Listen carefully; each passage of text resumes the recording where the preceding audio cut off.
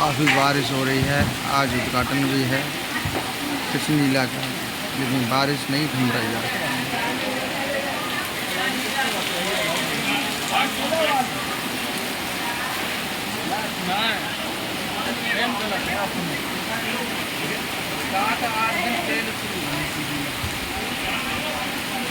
आज के दिन कमल से शुरू होते हैं।